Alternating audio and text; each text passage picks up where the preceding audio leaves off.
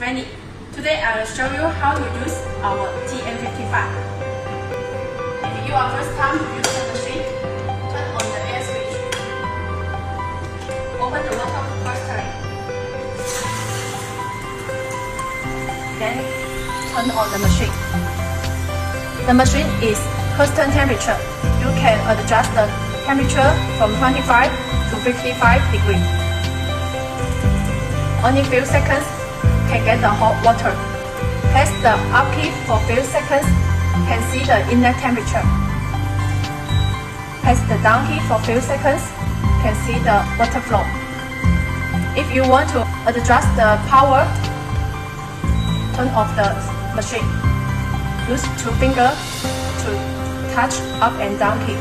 55 means 5.5 kilowatts. 45 means 4.5 kilowatts. Here is 3.5 kilowatts. Then you can turn on the machine.